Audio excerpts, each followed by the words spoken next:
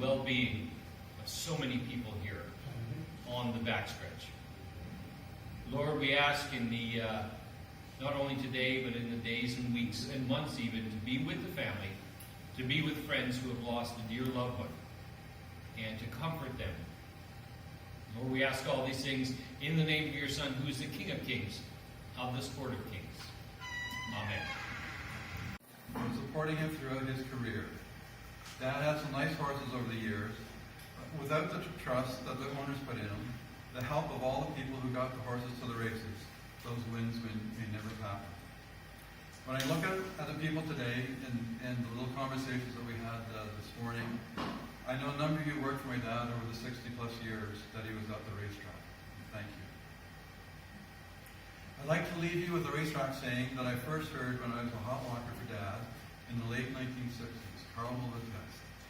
Often the grooms would tell me, keep turning left, which meant keep walking. The horse isn't ready yet. And when Dad and I would say goodbye to each other, I would always tell him, well, keep turning left, Dad. And so today, I'd like to say to Dad, keep turning left. And Mort came to the track. I went driving transport.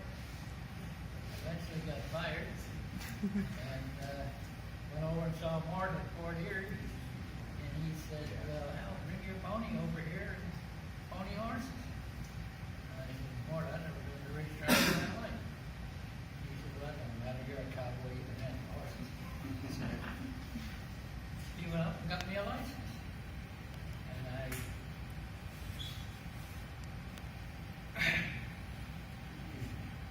And anyways, he got me a license and he said, you can work the fourth race this afternoon. I said, you insane? I told you, how come you understand? I've never been to the track. And he said, don't worry, I'll put you on my old pony band and I'll tell the jockey never been here before. And you'll be all right. And everything worked 100%. And the rest is history. And that's the greatest life any person could ever possibly have. I couldn't wait till 4:30 in the morning down here so I could get up and go to the track. Work all morning, rest up and go to the races in the afternoon. There is no better life. And another little quick story. There was 4 of us used to play golf.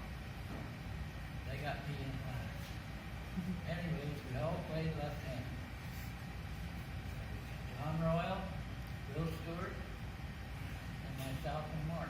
Mort was the only one that was left-handed. People would come up to us on the golf course and say, you golf in the club or what? How come you guys all play golf on the left-handed? And I said, because we all play on the right side of the golf ball. Anyways, there's so many stories I could go on for hours, but I know other people have things to say, and without Mort, I would never be where I am today. And Doris. We've been friends since day one, in 60 long years. We've never had an argument or a disagreement of any point. And I just can't help. Can't remember all the people that Mort has helped, especially young riders, grooms. He even made me get a trainer's license after I ponied for a few years. He's just, they threw the mold away when they made it. That's all I can tell you. Thank you very much.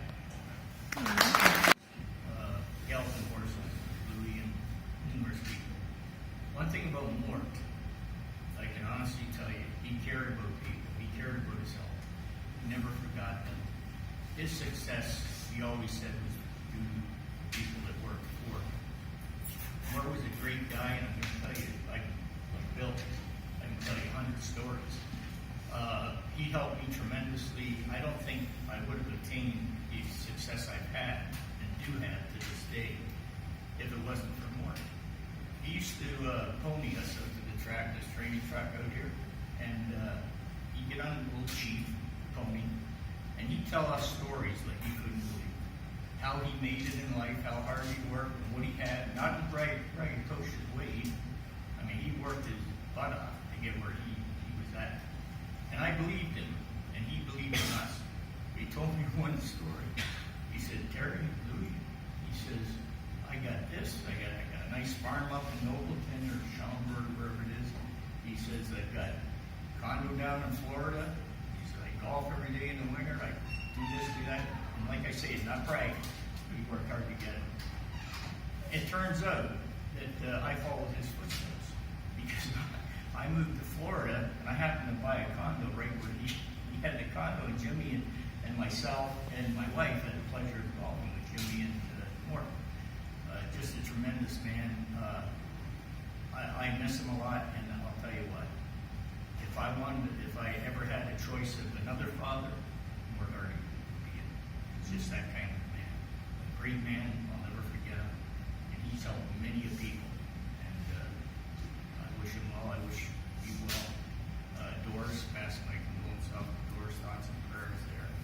And rest in peace, Mort. Love you, buddy. I would have had nothing in this industry if it wasn't for him. He started me out riding, and 30 years later, he was still riding me. And it seemed funny how after I'd be coming back off a spill, which I had many of them, and we'd get a phone call at supper time, and it'd be Mrs. Hardy, and she'd say to my wife, Mort wants to talk to you, talk to Dale. And Mort would say, we were watching my first winter back every time. They'd always give me a call. And he was just a real good friend, and he was a second dad to me. He looked after me big time.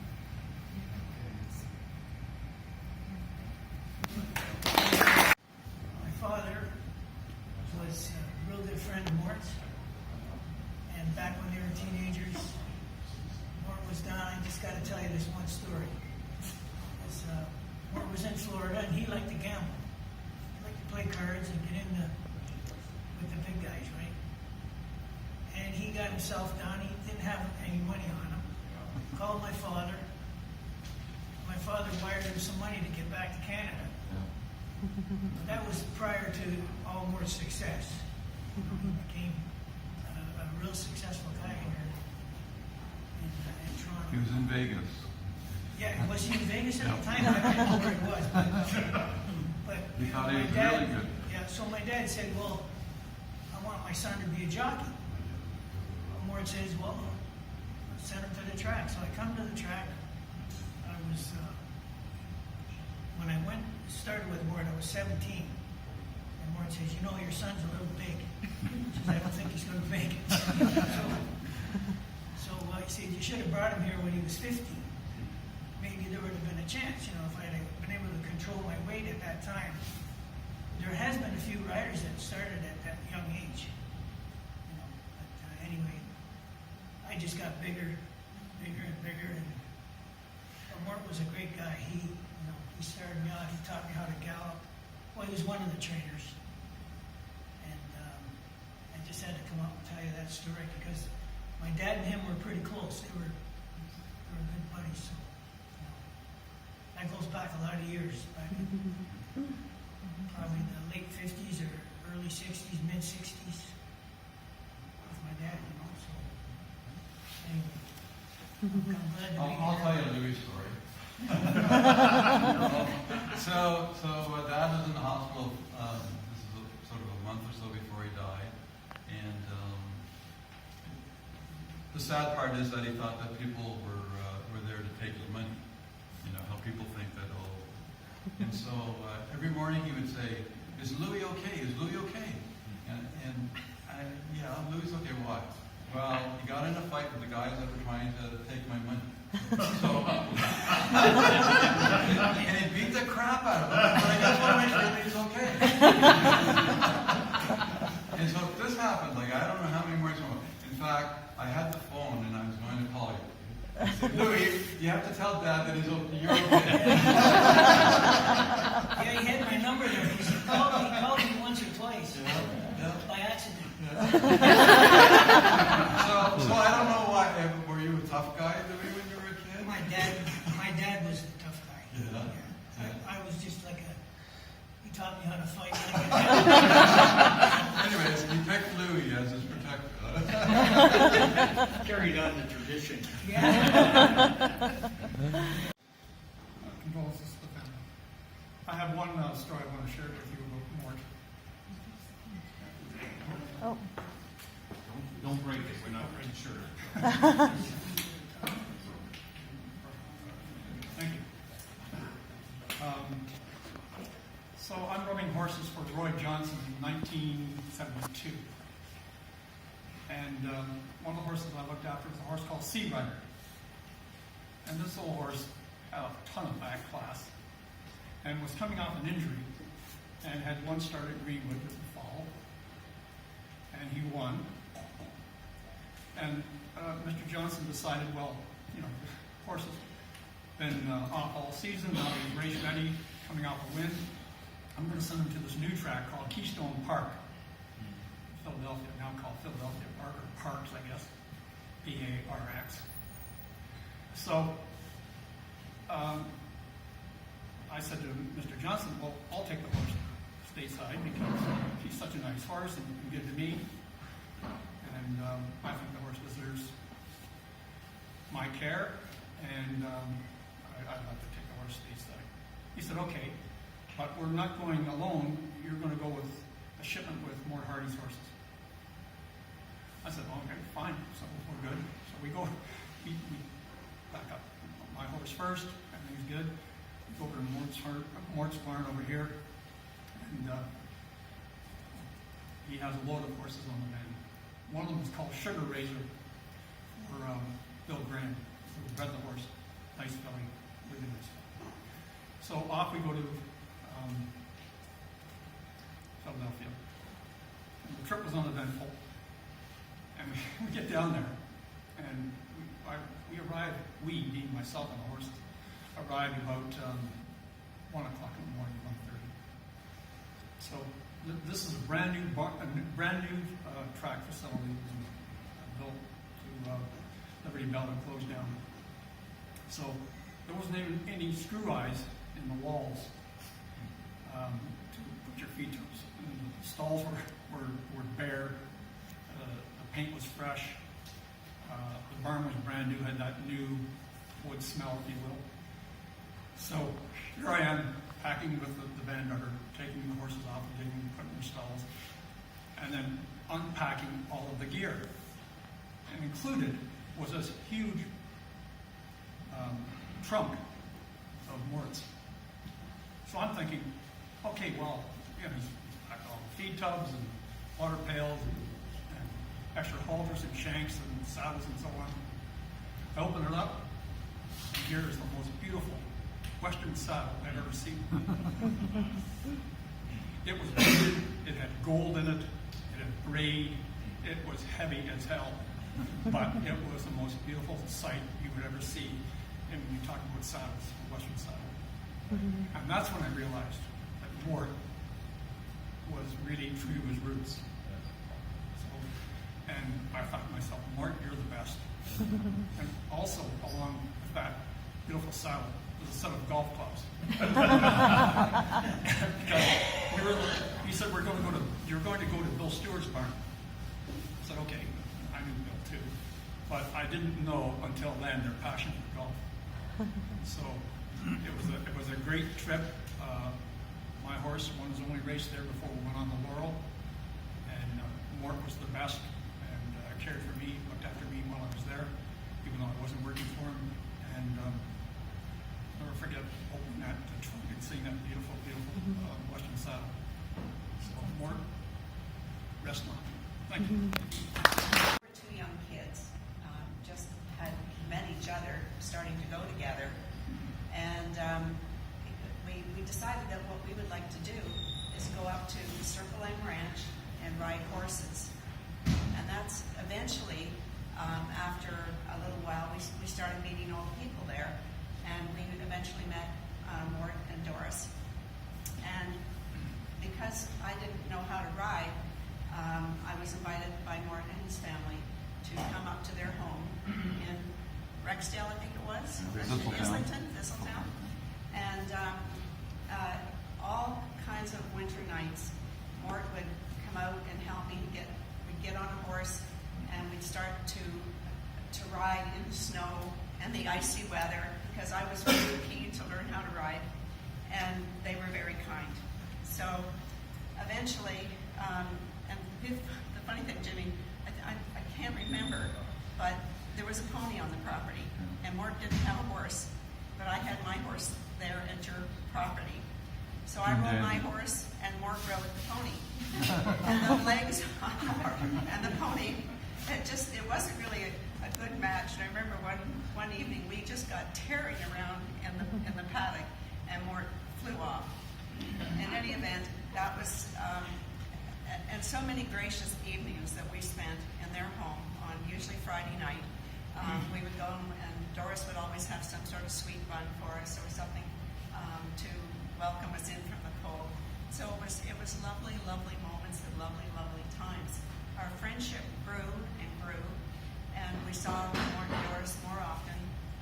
And eventually, because we were two young kids when we started out, we weren't even married. And eventually, we were able to get married. We lived with his parents for 5 years, and Mort and Doris were still an integral part of our family. And it got to the point where we could start to afford to buy a horse. We were still scraping to put all the money together to pay the training fees, and we know that they were probably less than what other people paid. But it was a relationship that was really from the heart from all of us. And eventually we bought a horse, and her name was Chop Susie. Anybody remember Chop Susie or Chop Chop breeding? In any event, she was the daughter of a good horse, and Mort started training, and we eventually had her at the track. I couldn't go. I used to sit and watch the horse run at work, and I think Stan did the same thing. In any event, one day she ran, and Mort got a hold of Stan, and he said, "Stan, I've got good news and I've got bad news for you." The good news was that she was in a claiming race. She won the race. That was the good news. The bad news was that she broke down in some way on the track. So we had our investment in our horse, and we were kind of worried about what the result was going to be. But Mort said, the bad news is that the horse was claimed. So we all know what happened in that moment. But in any event, that horse and that claiming money gave Stan and I enough money to put down on a piece of property that was right close to Mort in Nobleton area on the 16th side road of King Township. And we became very good friends, and eventually babysat Jimmy every once in a while. Every winter. Every winter. And I don't know where my parents went. I think it was where we go now. In any event, we have a lot to thank Mort for, because he's always been so generous and so kind to our family. We haven't seen him much in the past years because we sort of grew out of the horses and went in other directions and actually moved away from the farm. But I do want to say that we treasure the relationship that we had with Mort and Doris. Thank you. Jake Nemeth, and we'd all be drinking beer at 11 o'clock. And Mort would Not all. Mort come by and say a successful man never starts drinking until 6 o'clock. I goes, is that in the morning or? But I know you and I worked together. What's the name of the Hildesheim, or was it that really nice filly you wrote for him? And I can only remember the one beauty shop where it was, yeah. The cheap claimer that could run 3/4 of the Well, night. I had her. I finally got her. I mean, it was the horse would win like 5 in a row or something like that. And I finally got to, as it grew, and I said, "Oh, this is great. You know, I'm taking over a horse." And the worst part, she was in front and she was 5th beaten ahead. Right? I mean, that's how close it was, the race. But the horse, when came back and we cooled her out and put her in the stall, she died. It was, and like very heartbreaking, that kind of thing. You know, I'm not trying to bring down anybody or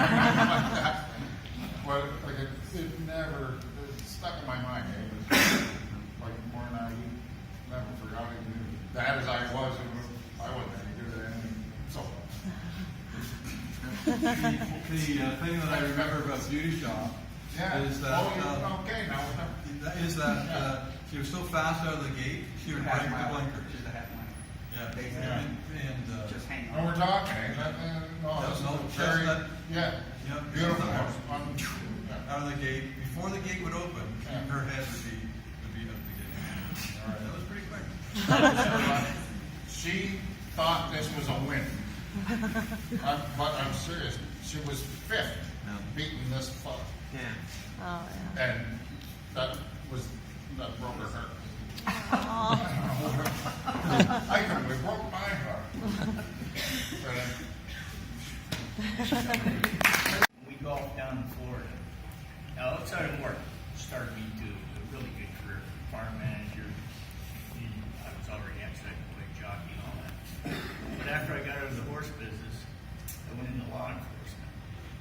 When we golfed with Jimmy and Wendy and Mort, I said, Mort said, what are you doing now in law enforcement? He says, oh, that's interesting. I said, yeah, you want to go for a ride? I'll take you for a ride one day in my car. He says, yeah, I'd love that. So I think you had already left. I'm not sure, but I picked Mort up at the condo. And he had a sandwich, everything in there. Gets in my patrol car. Start driving around the town, Dave, Cooper City. And we're talking, shooting the bull, and he said, oh, what's this here? He pushed it, right? All this stuff, all the cars are parking away, right? He said, oh, I didn't know he did that. But this is more than I laughed my butt off. But he was kind of upset about it, right? Don't worry about it, Mort. It's okay. But that was Mort. Great guy. The trainer, Mort Hardy, the patrolman, Mort Hardy, the matchmaker. As I said when we started, quite a legacy. You know, we've been given a gift, and that gift was Mort's life. And inasmuch as you get used to seeing Mort, now you have to get used to not seeing him. And today we gather as a people. We gather as a horse racing family. And there's a hole in our family, as well as in Mort's natural family. 1 Corinthians, Paul writes, for example, the body is one unit, yet it has many parts. As all the parts form one body, so it is with Christ. God's purpose was that the body should not be divided, but rather that all its parts should feel the same concern for each other. One part of the body suffers, all the parts share its suffering. One part is praised, all the others share its happiness. There's nothing that prepares us for life or for death. And Pope Paul VI said that somebody should tell us right from the start of our lives that we are dying.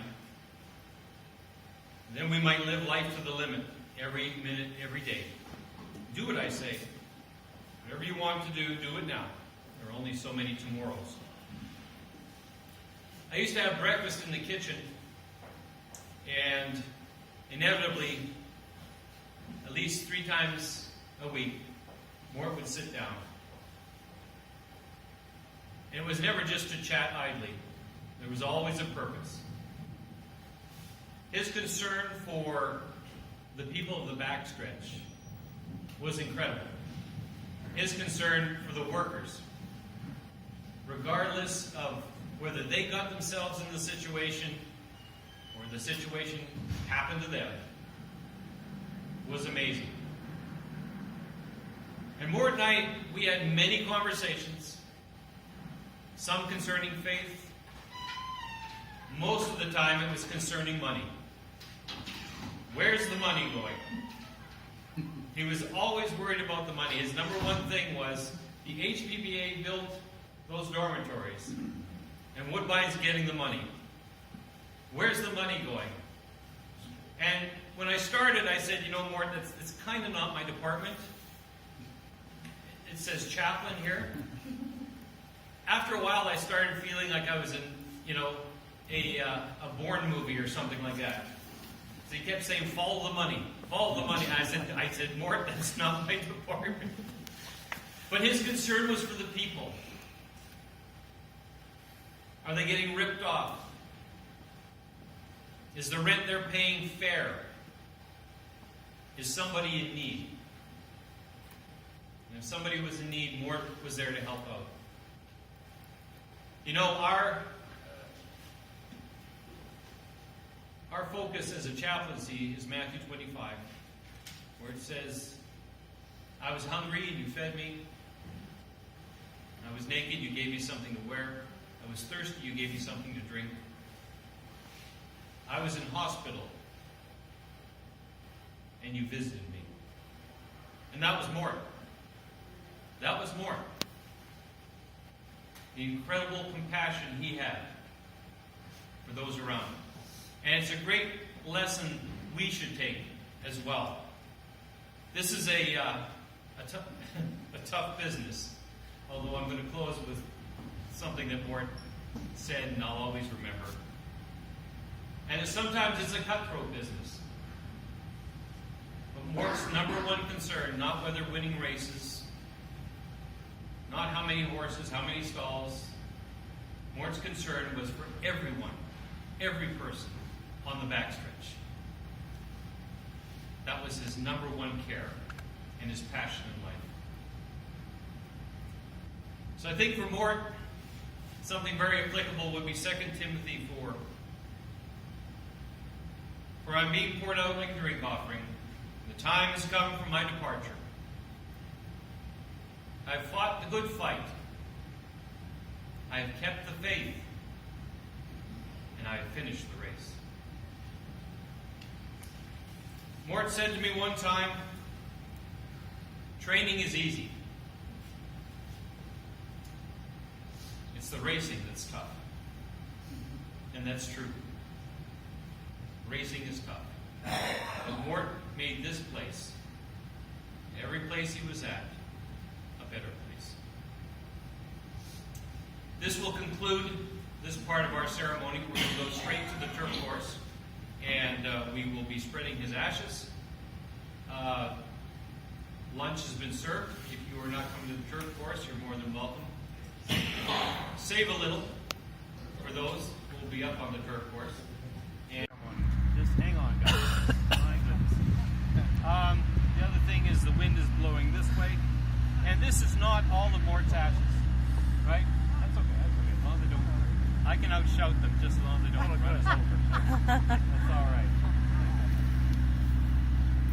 Anyways, this is where they start the 6 furlong races. It's right here. And so there are 2 parts to this ceremony. One is a prayer, and one will be a poem. So what we do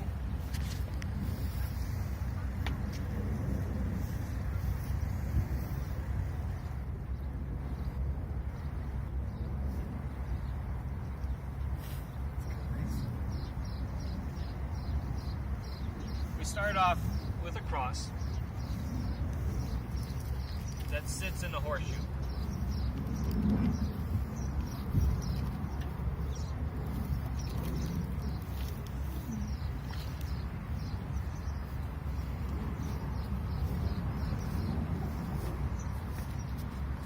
And all these things will pass on. And as I said, the memory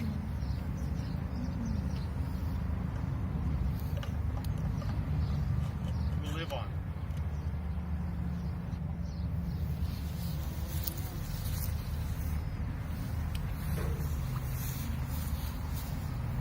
So the first part is the prayer.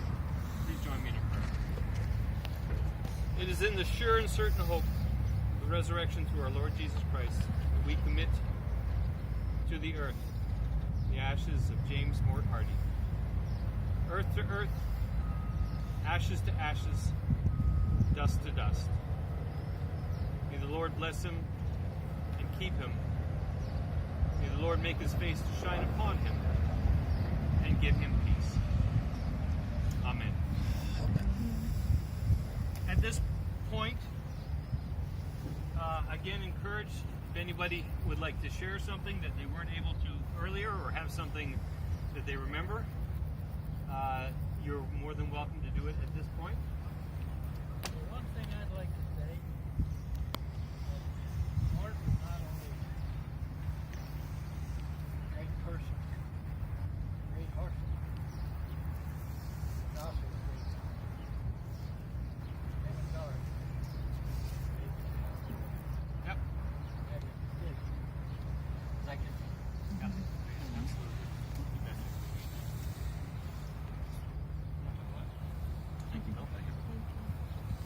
I'll say something. Mort was my father-in-law, and we had lots of discussions about, I'm a veterinarian, so of course there's lots of discussions to be had about veterinary care for horses, and we used to talk about blistering and all those things they used to do. But the bottom one line was with Mort was that he cared deeply for his horses and his care as well. So even though I might say to him, well, maybe you should just, rest him for 6 months, and he'd look at me like, that doesn't pay the bills. He still always really cared for those horses, and he talked about the retirement of race horses and how he really enjoyed that, and he was always telling us how he found a home for this one or a home for another one. So he always cared very much for those animals, and loved them very much. And I'd just like to add that he loved his ponies as much as the horses. Like he has been he was a true horseman, and you talk about Chief and Dan and Ghost and Paint, all those. I mean, that they were fun for him too. Oh yeah, we had Paint up in Waterloo at a farm nearby, and all the kids grew up kind of riding Paint, and he loved to come and show all the tricks that Paint could do. He could stand on a little box and push him home and bow and do this. So Drink Coke. He loved showing off his the training that he could do. He really had a special relationship with them as well, and we all understood that. It was fun to come to the track. It was always great to bring the kids. Thank you. I got one more quick story. I hate to wait. Anyway, I have a horse called Will. Really lumps them. One winter, Mort and I were in the same farm, was an indoor arena. And he said, would you like me to put some tricks on your horse? I guess. As everything else right, why wouldn't he know tricks? He got him on a pedestal, and he got him bowing down and laying down and all that stuff. And next year, the first time I went roping on him,